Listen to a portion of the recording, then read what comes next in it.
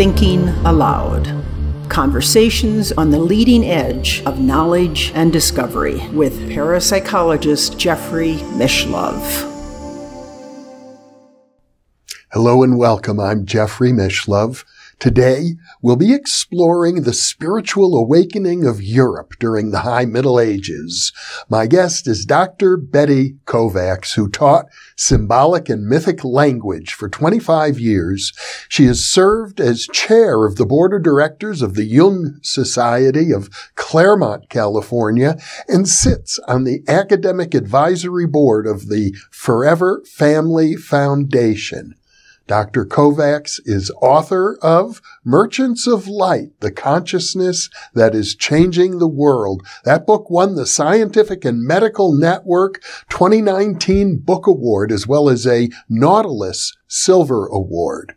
She has also written The Miracle of Death, There Is Nothing But Life. And now I'll switch over to the internet video. Welcome, Betty. How nice to be with you once again. Thank you, Jeff. We'll be talking about a wonderful period in human history, the spiritual awakening of Europe in the High Middle Ages. It's the building of the great cathedrals. It's the legends of the Holy Grail. But I think a good place to start would be with what are known as the Dark Ages, why there was a need for a spiritual awakening at that time. When in the late 300s, late 4th century, the Roman Church was able to, it was not only tolerated, it was the official Church of Rome, and by that time anyone who wanted to believe in any other tradition was in serious danger. So it was, nothing else was permitted. Not even texts were allowed. No one could own a text that the church would not allow.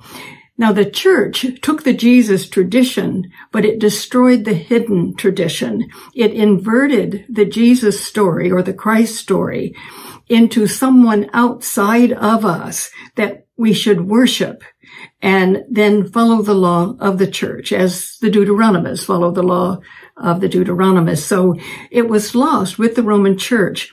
It wasn't that the Mundus Imaginalis was entirely destroyed, because there were images. The church did have art. It had art and music, but there was only one myth, one story that could be painted, that could be told, and that was the Jesus story as they told it, inverted. We now know that it was definitely inverted because of all of the texts that are now available to us, not only from the Dead Sea Scrolls and the Nag Hammadi text about Jesus, but in other texts that before had just been discarded, or not discarded, but just devalued and not really read. And only the canons of the churches had privilege, but that's gone now. We are now able to look at all of the texts from all of the groups, and we can see a much larger picture. So we can see that the church allowed paintings, images, but it was only of that one story. It wasn't about our own becoming conscious or achieving a higher state of consciousness. It was about following and obeying. And that lasted for hundreds of years. The church destroyed text, closed down schools, actually destroyed what they call the pagan world. But that was the brilliance of the Greek culture, basically. No one even could find a text that was written in Greek until much, much later. That whole culture wasn't even known. It's hard for us to realize just what the Dark Ages meant. There was very little that could be learned. And so now we arrive at about 1,000 years AD. And this is the beginning of the High Middle Ages. And there's an explosion of images and stories that have to do not with following someone else, but with taking our own labyrinthine journey into the forest and becoming conscious of all these things that have been condemned by the church. One of the threads related to this awakening that you describe has to do with the tradition coming out of Ireland and the Gaelic countries that had preserved certain teachings, perhaps even going back to the time of the Holy Grail itself. So that was part of the awakening. And I suppose another part of it was that Europe, although it was in the Dark Ages, was surrounded by Byzantium and was surrounded by Arabic culture, and these cultures were far more vibrant. Exactly. Nothing would have happened. I think we would not have had the High Middle Ages had we not had those cultures. And starting with the Hibernian mysteries, the old Irish mysteries, the Celtic, the Welsh, and they hadn't been destroyed, actually. So those then really began to flow throughout Ireland and England and Brittany and France and Germany, also into Spain and Northern Africa and into the Holy Lands. These stories were it was like the breath of life for people who had been cut off from these symbols and this deeper understanding. And certainly you mentioned Byzantium.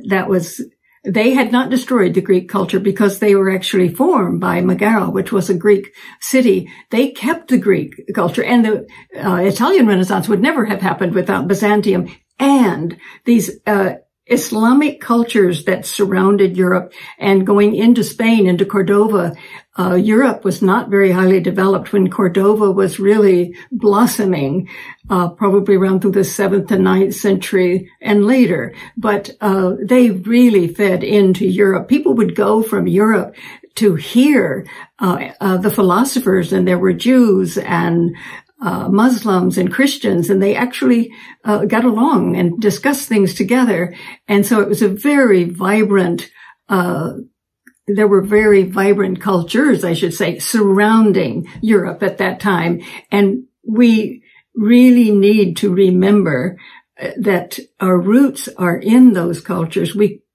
I don't know how we would have survived intellectually had it not been for those cultures. And we don't seem to give them enough credit. I was so amazed to learn about between the 7th and 9th centuries in Baghdad and in Persia, the brilliance and the equality of study. Men and women studied together almost every field that one can imagine.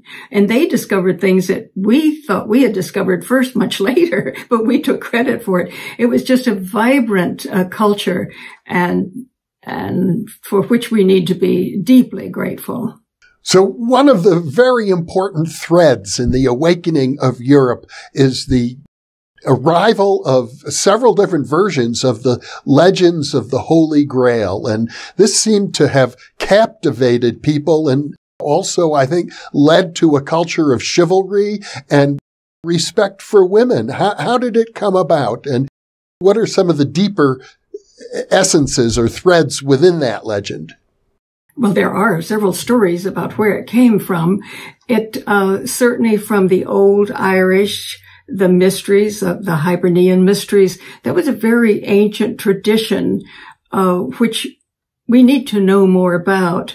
Wales, there were stories certainly honoring the feminine, and it probably had many other strains as well. But when it started moving, it just put everything on fire, because it was exactly what we had not been able to even think about or image for hundreds of years.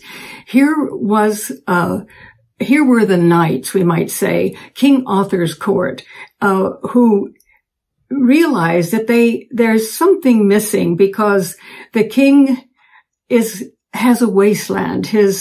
And Guinevere is gone. King Arthur no longer is with the feminine aspect of himself. And he has a wound. He is the wounded king, and he's wounded in the genitals, which means he cannot be creative. So he also realizes that he and the land are one. When he looks out, he is in a wasteland. So I've always been so amazed with this, is that when this awakening comes, it shows exactly what is missing.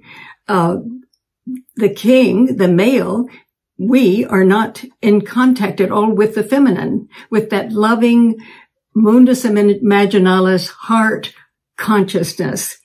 And the king cannot die. This is an interesting thing. And we have to go back to Egypt, to the Egyptian mysteries and the Sed festival to really understand what we're seeing here. And I think the root of that story is in Egypt, that the Pharaoh the king has to take a journey every 7 years or so into death.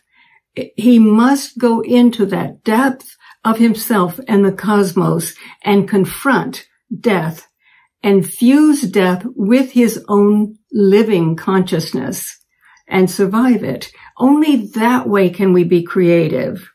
That the individual journey is a journey through the labyrinth, confronting death and life and coming back, balancing this within our own consciousness. But now this cannot happen. The king can't die and he can't create. So he's neither living nor dead. And I think it's a wonderful play of that said festival that it cannot take place. Why? Because for 700 years, we have not confronted death. We have not taken the individual journey. We have been told to worship someone else who has died for us. No one can die for us or for our sins. The archetypal image is that we are born into darkness in a sense of not knowing who we are. But as we go along, we take that journey into the labyrinth. We confront all aspects of ourselves and the cosmos, and we die ourselves to that limited consciousness so that we can give birth to our higher self. This is the secret tradition that Jesus taught.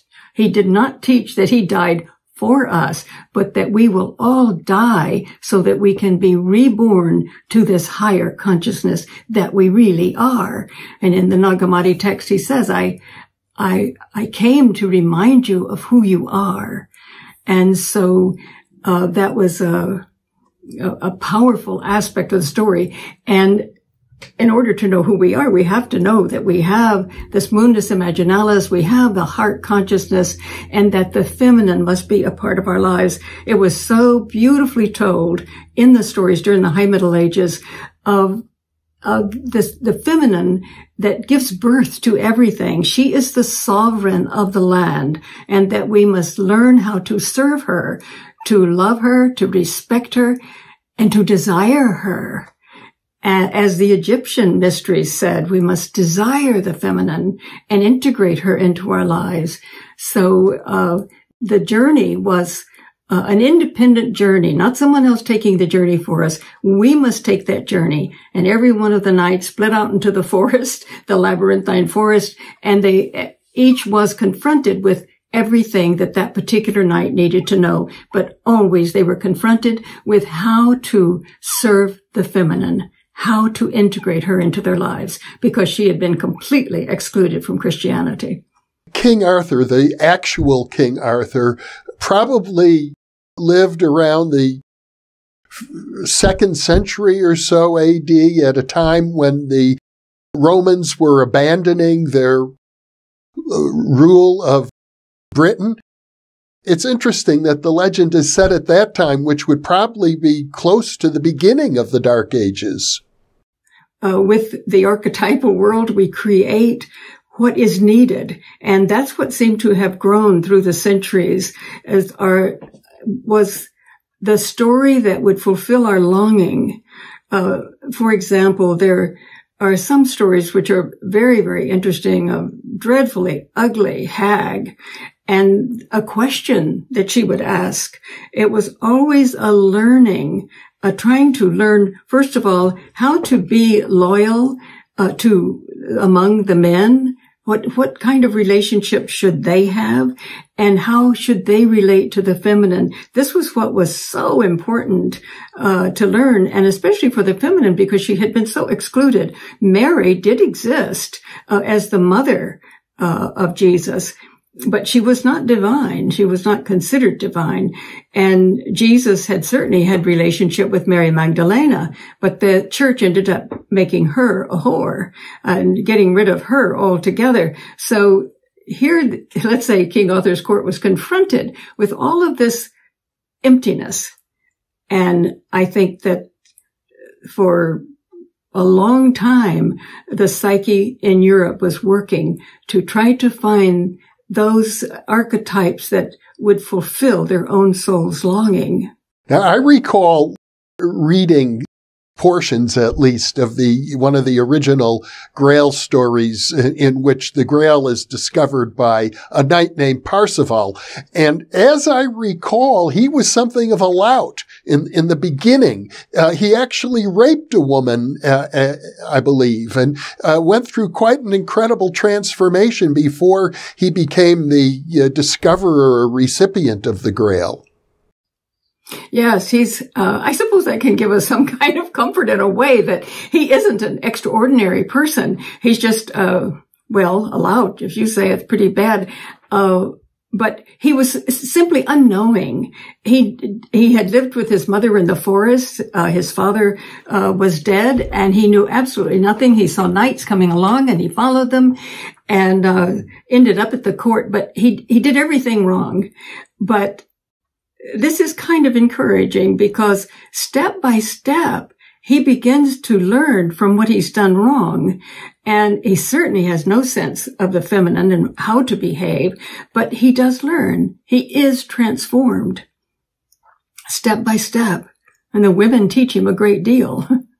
Well, one of the most amazing features of the High Middle Ages, and they're still around today, are all these magnificent Gothic cathedrals. They seem so sophisticated in their architecture, and there are so many symbols embedded throughout these cathedrals.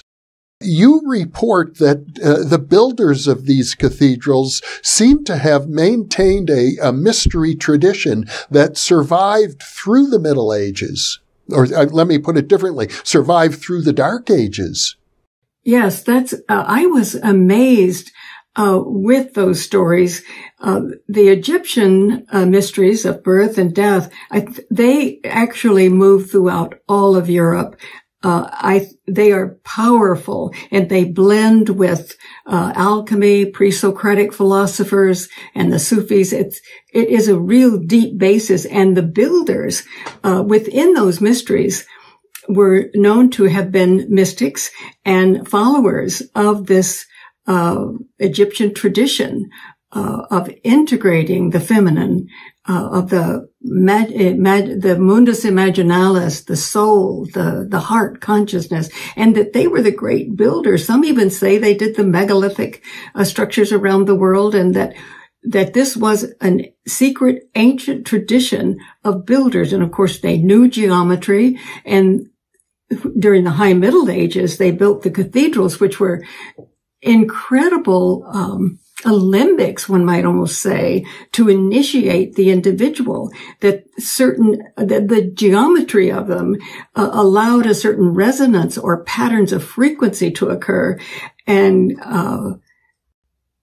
Keith Critchlow talks a lot about how the cathedral was built in proportion to the human body.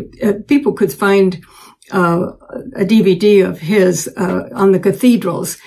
And let's see, what is it called? The sacred geometry of the cathedrals.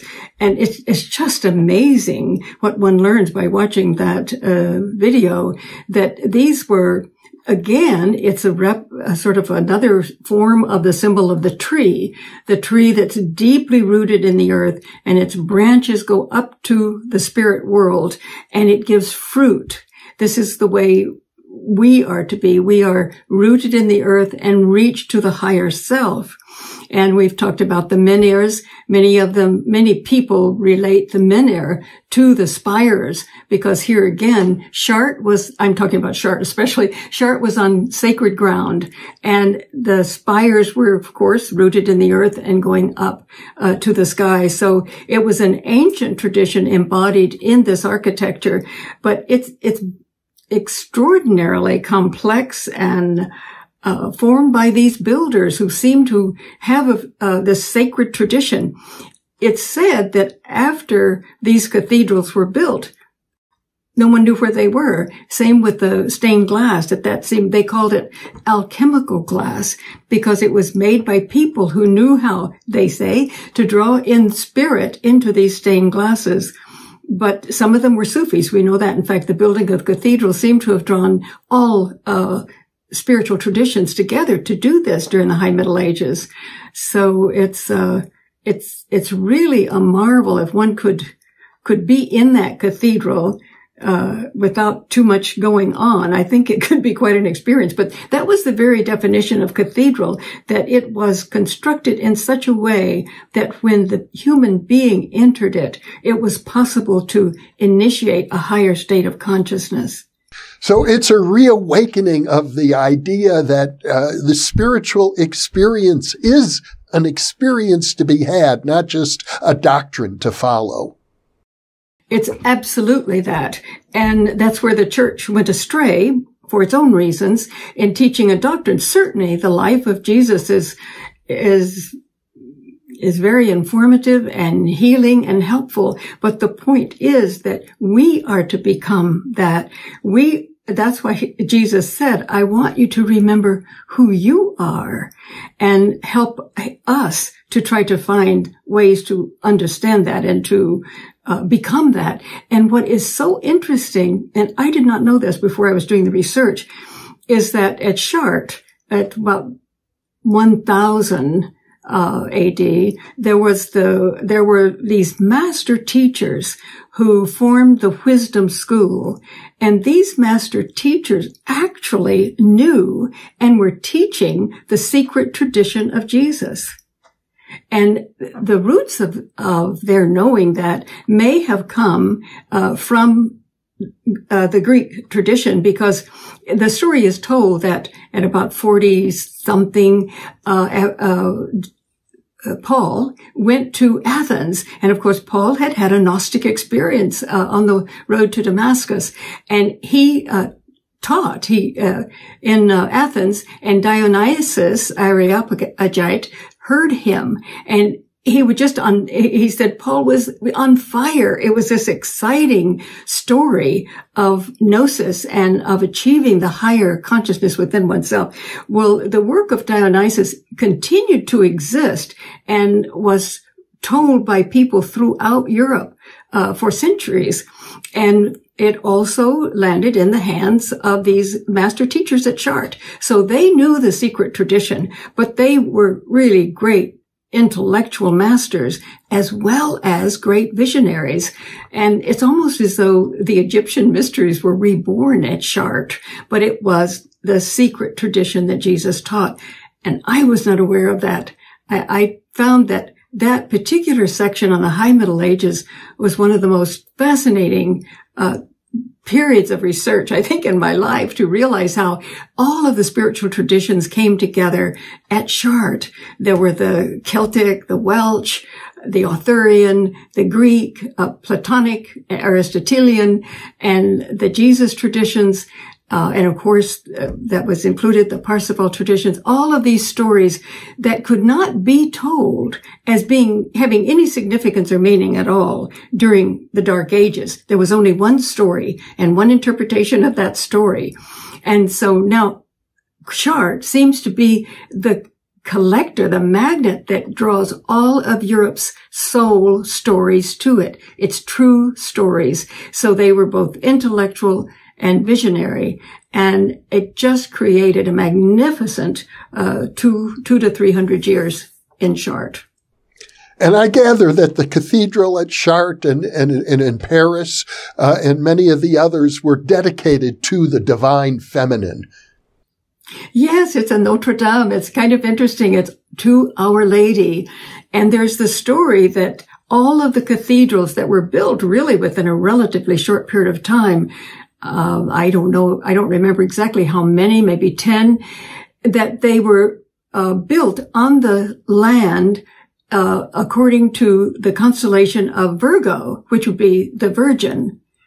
And yes, everything practically was dedicated to the feminine, to Our Lady, Our Lady of Light.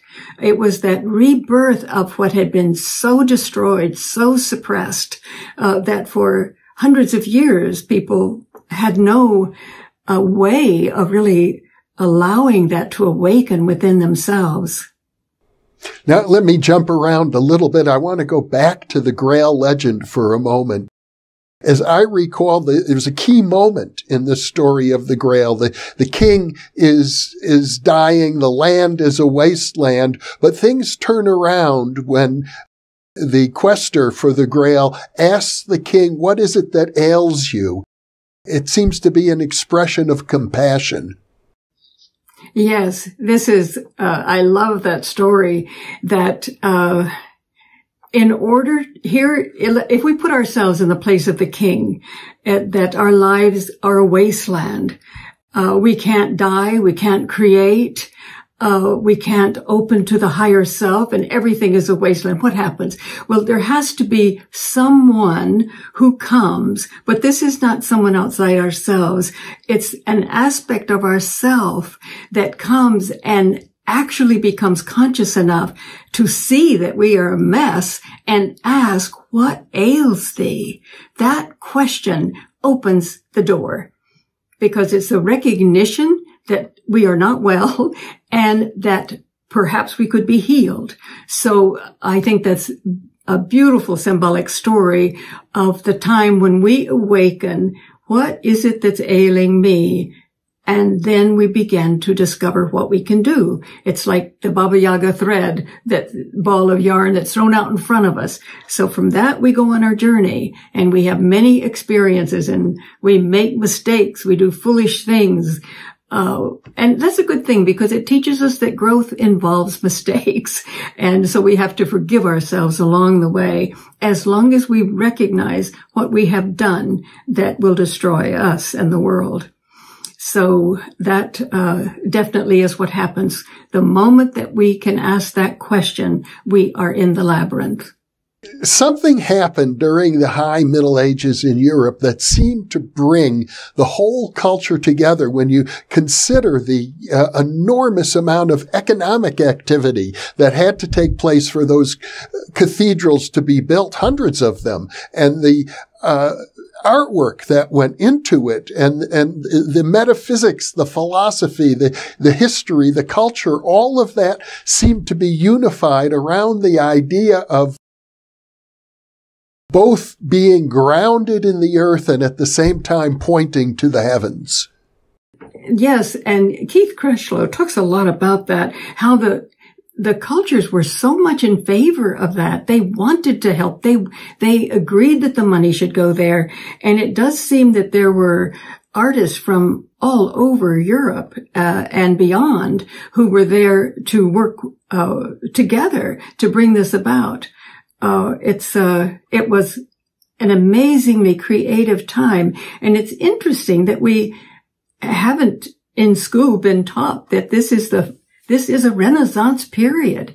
In many ways, it was greater Renaissance than the Italian Renaissance that came later in terms of the inner development.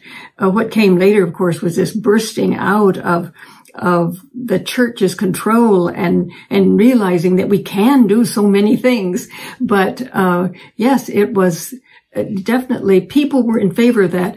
And another story that we're not told too often, or that isn't very common knowledge, is that there were groups of monks and the Cistercian monks and the women, the Beguine women. I hadn't even heard of them when I guess maybe in my 40s I heard of them. But these were women who were independent. They were not nuns. They were independent. They had their own crafts and supported themselves, but they were deeply spiritual. Many of them were mystics. And there were mystics outside the Beguine women. And then among the Cistercians, it was a time when they really understood the connection between the symbolic beingness of us and the heart. And the heart had to be nurtured and developed as a way of knowing and a way of entry into the spiritual world. I think that these groups of women and men did so much to create a field in which much of this could happen. They felt that an individual spiritual journey was really not only a journey to heal our own individual soul, but that it was a journey to heal the earth. There was deep desire to heal not only themselves, but to heal the earth. They saw that there was so much in need of healing, and that we could only do that through the heart, through love. And they developed this ability, it seems, to open the heart in ways that were very powerful and creative. And I think they had a sort of quiet effect on the culture. Unfortunately, I guess, or perhaps fortunately, depending on how you look at it, every great movement, even movements of spiritual awakening, have a shadow side. And I know during the High Middle Ages, we also began to see persecutions of Jews, persecutions, I think, of witches, and the Crusades, these enormous military expeditions, often resulting in disaster. We have to look so carefully at that, because while the High Middle Ages was participating in the journey of the heart, and certainly the Cathars, who were in southern France, they also were the troubadours. They're singing songs of love songs for women. I mean, it was wonderful culture. But the church, as the church began to realize what was going on, there were those of us who, in the church, who condemned it and realized that it would take away their power. So the church was after the Albigensians, the Cathars in southern France, and one of the crusades was formed to destroy them. And I think it was the second crusade that killed tens of thousands of them. They were part of this high awakening. In fact, they had carried this tradition from the beginnings of the Roman Church. They had carried this tradition to southern France and had maintained it. So there was that attempt to kill them, to murder them, get them out of the way. And also, they were horrified when they began to realize that the Parsifal story had to do with the individual's own achievement of this higher being and integration of the feminine. So I think the stories began about 1175 and were ended at 1225. Nothing was written after that time because the church stepped in. But it was absolutely, that story ignited all of Europe for those 50 years. And there was another kind of sabotage, that the masculine character of the story, of course, was to discover within himself the light. And he was guided with the feminine. He needed to know how to serve her and to love her and to desire her. Well, the church set forth a character. One of the later stories is Galahad. And then it was very clear you could only achieve the Grail if you did not have a relationship with a woman. So it's exactly the opposite again. It's destroying that feminine aspect of who we are. And the truly spiritual person, according to the church, could not have anything to do with the woman. Only he could actually achieve the Grail.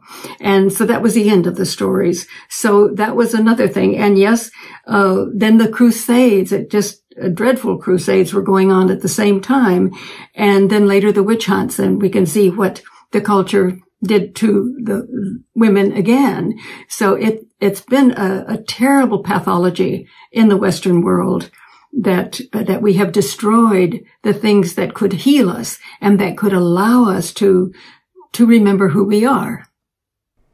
Now, I would like to mention for viewers who are unfamiliar with our previous interviews, I'd like to refer them to our first interview. I'm linking to it right now on the upper right-hand side of your screen. It was titled The Inversion of Our True Myths. And in that interview, Betty, we discussed how over and over again, when this authentic spiritual understanding awakens and blossoms in culture, there is a backlash. And often a very powerful backlash, because people seeking power instead of speaking inner wisdom and gnosis assume control. And because they have the power, things often turn dark.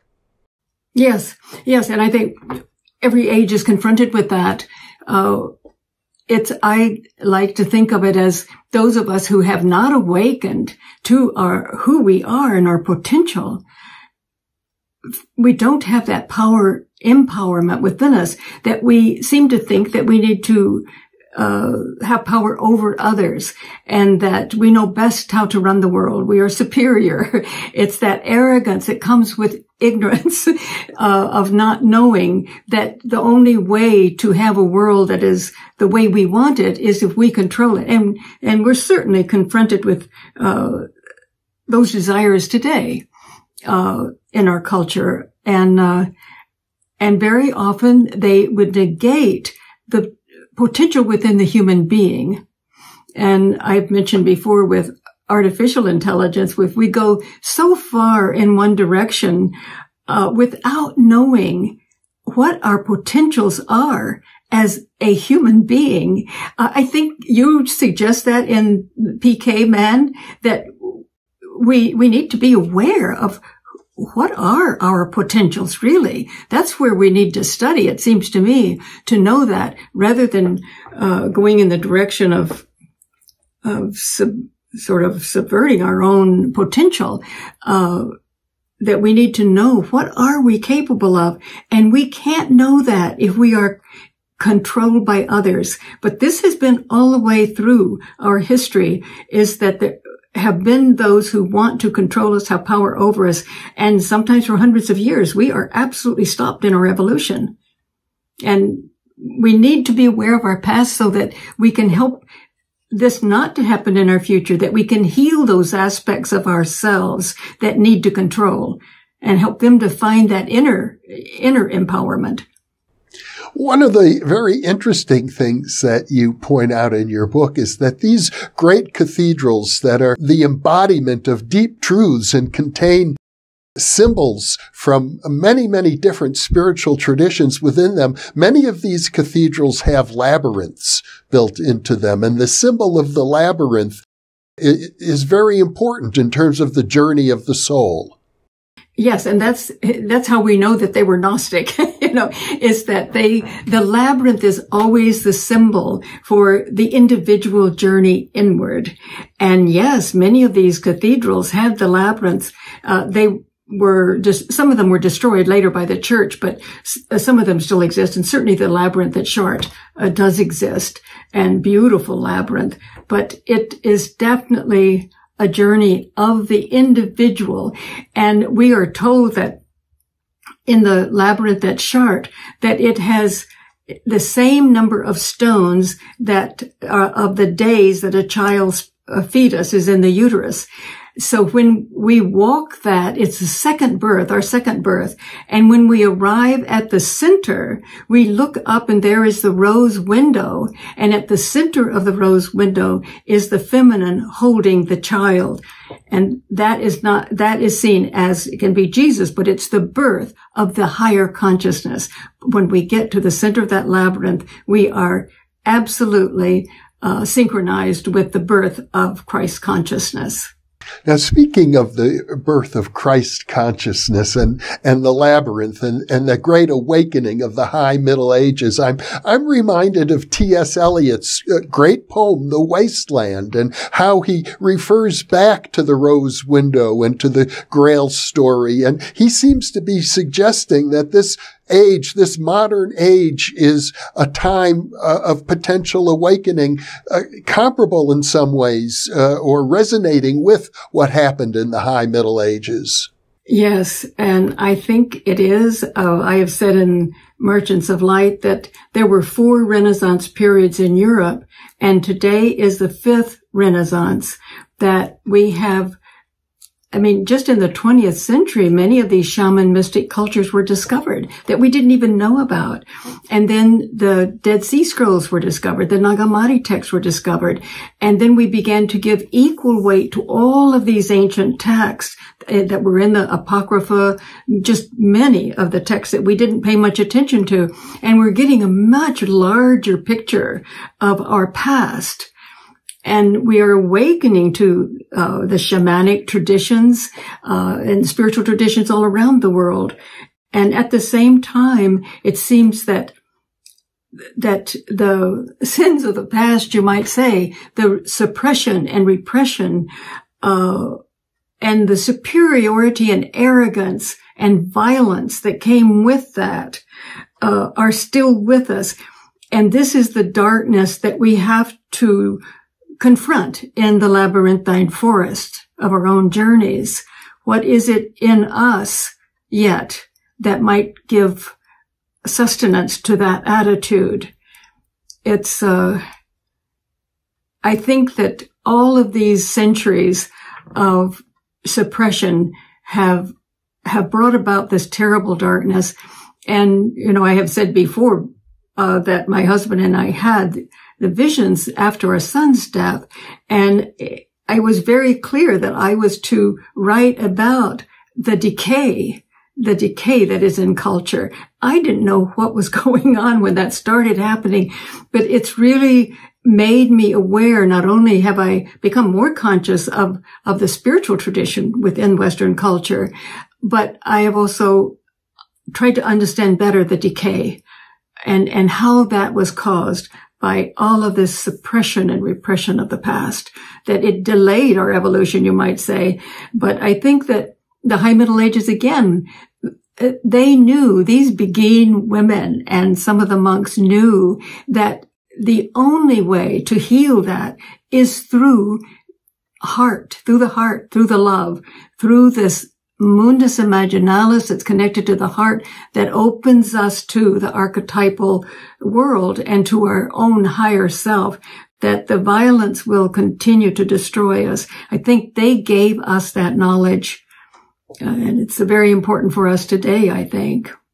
Betty Kovacs, once again, this has been a very heartfelt, wise, and powerful discussion about a crucial time in Western history.